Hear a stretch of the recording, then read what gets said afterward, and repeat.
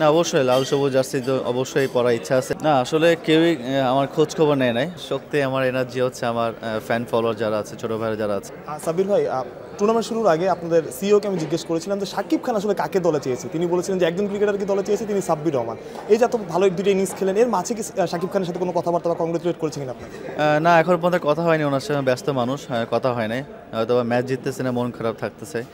But ইনশাল্লাহ একটা দুটো ম্যাচ আমরা যখন পারফর্ম করবো বা জিতবো, তখন আমরা একসাথে ডিনার বা একটা গেট টুগেদার করবো ইনশাল্লাহ। ভাই, এই টুর্নামেন্ট আগে একবার দেখা হয়েছিল, তখন কি কিছু বলেছে যেহেতু আপনি তার ফেভারিট ক্রিকেটার? আমার সাথে টু বি অনেস্ট একবারই দেখা হয়েছে একটা শ্যুটে। উনি খুব ফ্রেন্ডলি এবং আমার সাথে অনেকক্ষণ কথা বলেছে যে কী খবর, খোঁজ খবর নিচ্ছে। এবং থ্যাংক ইউ সাকিব ভাই এবং ঢাকা ম্যানেজমেন্টকে যে আমাকে এত ট্রাস্ট করার জন্য। তামিম ইকবাল ইন্টারন্যাশনাল ক্রিকেট থেকে রিটায়ার করেছেন, আসলে আপনি কি তাকে মিস করবেন কিনা ইন্টারন্যাশনাল ক্রিকেট? আমি না, গোটা বিশ্ব মিস করবে, গোটা বাংলাদেশ মিস করবে, আসলে 18 কোটি মানুষ মিস করবে। লিজেন্ড ক্রিকেট প্লেয়ার চলে যাচ্ছে, বাট একদিন তো বিদায় নিতেই হবে।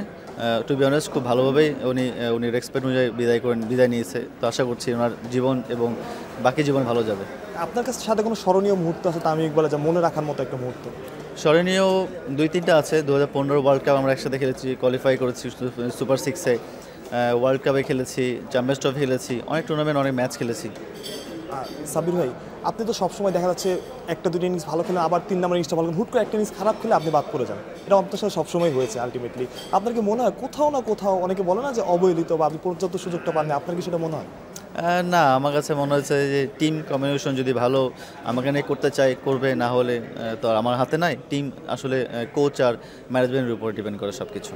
আমার কাছে মনে হয় ভাই, আপনি লাস্ট ইয়ার বিপিএলে ছিলেন না এবং এইভাবে কেউ কামব্যাক করে নাই কখনো। আসলে আপনি যেভাবে কামব্যাক করলেন, প্রথম ম্যাচটা তো ভালো জানি, বাট পরের 2টা ম্যাচে আসলে আপনি এই বিপিএল শেষে নিজেকে কোথাও দেখতে চান? আবার ওই যে লাল সবুজ জার্সিটা গায়ে জড়ানোর ইচ্ছা, টি20তে খেলা বা ওয়ানডেতে খেলা, ওই ইচ্ছাটা আছে কি? না, অবশ্যই লাল সবুজ জার্সি তো অবশ্যই পরার ইচ্ছা আছে এবং ওটার জন্য পারফর্ম করছি, ওটার জন্য কষ্ট করছি। তো হোপফুলি ইনশাল্লাহ যদি পড়তে পারি তো আলহামদুলিল্লাহ, পড়ি, না পড়লেও সমস্যা নেই। বাট আমি খুব খুশি আমার দুটা ম্যাচের জন্য।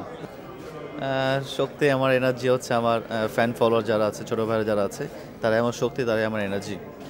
আপনি যখন ব্যাটিং করেন, আজকে সিলেটের প্রচুর দর্শক ছিল, কিন্তু আপনি যখন ব্যাটিং করেন তখন সবাই সাব্বির সাব্বির বলে চিৎকার করে, ওইখান থেকে শুনতে পান কিনা? অনেক দূর যদিও, শুনতে পান কিনা? শুনতে পাই অবশ্যই, এবং আমার খুব এটা ভিতরে এনার্জি কাজ করে। আই থিঙ্ক তারা এত ভালোবাসে আমার, তারপর এত আশা করে আমার প্রতি, এবং তারা আসার জন্য এত দূর খেলা দিতে আসছে।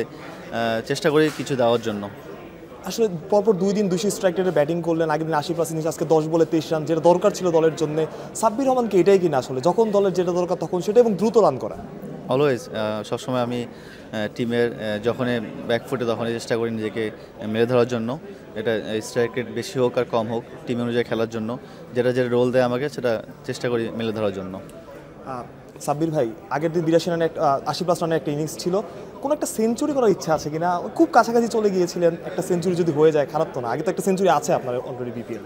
অবশ্যই ইচ্ছা তো অবশ্যই আছে, অ্যাজ এ ব্যাটসম্যান হিসেবে একটা সেঞ্চুরি যদি করতে পারি এবছরে খুব ভালো লাগবে, এবং এই কামব্যাকটা যেন আমার কাছে একটা স্মরণীয় হয়ে থাকে।